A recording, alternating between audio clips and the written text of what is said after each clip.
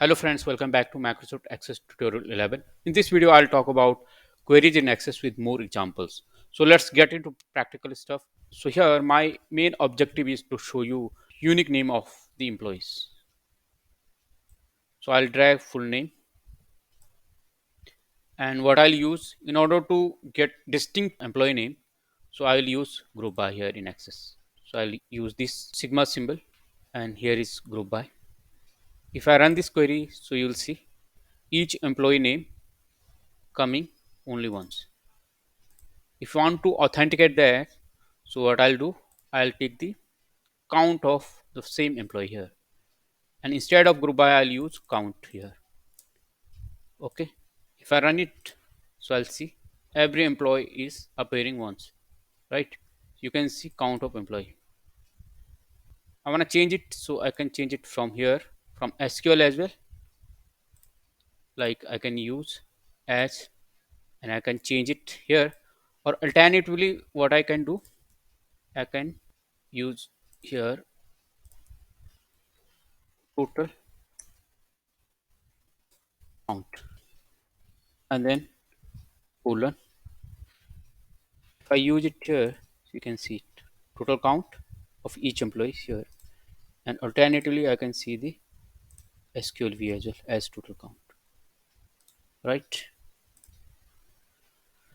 now, I want to showcase each country's total employee here. Right, so country and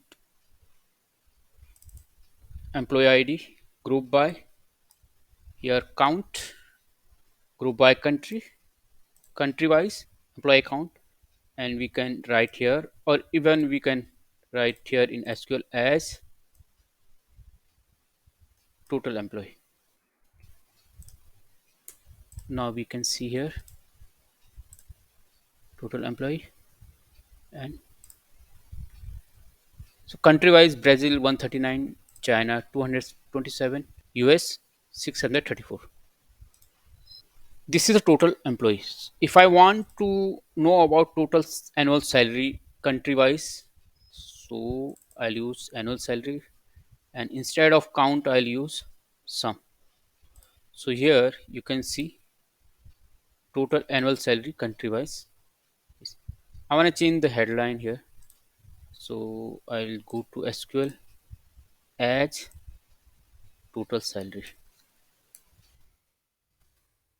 Total salary, I'll change it, and I'll run it here. So you can see total salary here for each country. So this way we can use group by. So group by is used to summarize data, right? And it can give you summarize data using aggregate functions. Aggregate function is count, sum, average, min, max. I got this query here. So I wanna put filter on China only, right? So there are two ways to put filter. One is very simple. In last video I discussed that. You can put country name here, China, and we'll get the output. If I want to use parameter queries, I want to get input from user, right? So what I'll put here, please enter country name and bracket close, and it will prompt user to give input. Suppose I want to get the list of all employees related to China only.